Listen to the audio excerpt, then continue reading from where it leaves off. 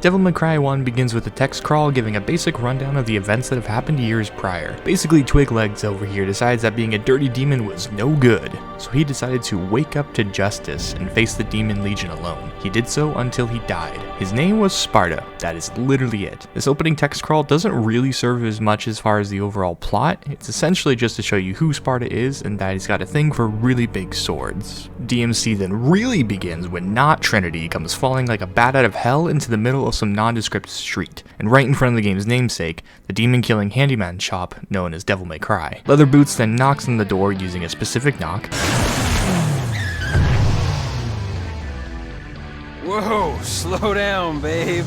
Asks if he is indeed said handyman, then proceeds to expose some lore for us because good god, what is even going on here? Dante basically alludes to taking up the job in order to kill every demon he can in hopes of one day hitting the jackpot and killing the one who killed his family. Electro then decides to test out our boy's strength by killing him to death. Of course, this is Dante. I mean, the dude's got like 5-6 games, I mean, come on now, so nothing can hurt him. Shades over here then reveals that she isn't the enemy he's looking for and introduces herself as Trish. And while it could be overlooked, it's hinted here that Trish is the spitting image of Dante's late mother. After a bit of dialogue explaining why we're here on Shadow Moses, Trish then pieces out for the next hour, finally giving us control. Right away, what you might notice is that this game has that old feel to it. And that's not a bad thing by any means, but you know that feeling when a game just drops you into it and says, hey, thanks for buying the game, now play it and shut up and don't ask questions. What I mean by that is there is very little in the way of player instruction. You get some brief item descriptions, a screen showing you what mission you are currently on, and a quick rundown of your current goal. Where newer titles nowadays slam you with tutorials before you even get a chance to move your character, DMC says, you see that age rating? Yeah, we take that seriously. Hope you know how to learn. And that is exactly what you were about to do. Later titles in the series and even in the genre tend to start you off with a bang. You are either immediately thrown into the ass kicking or learning to kick ass. DMC plays the intro card a bit differently. Following the path up to the castle leads you into the main hall, and it's here that the game's RE inspirations run wild. From here you can find doors leading to multiple different sections of the map, albeit locked until later, a store to purchase items and upgrades, and doors needing a key item in order to progress. This really threw me for a loop the first time I played, because up until that point I knew DMC as the shooty stabby kill-a-man game.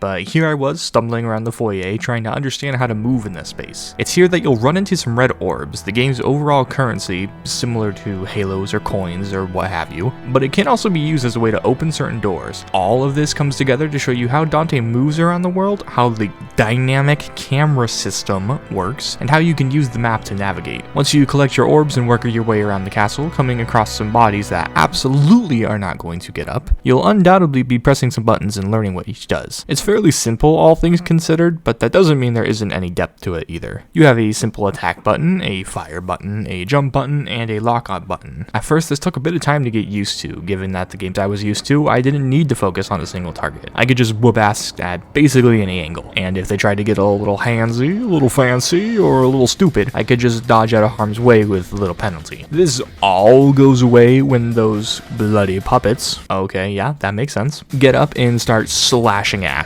Couple things that you're going to notice. First is that enemies are going to waste no time gaming up on you. You either get good or you get dead. I mean that in the sincerest sense. Second thing you'll notice is that funny little guy up there calling out your skills. That's its own little thing that I'll get into a bit later. After all that hacking and slashing is done, you'll take the key you got from the real boy, style on some more boys, and bada bing bada boom on to the next room. And with that, mission 1 is done, you get a rating based on performance, and you've got your first taste as to what you're about to be in for.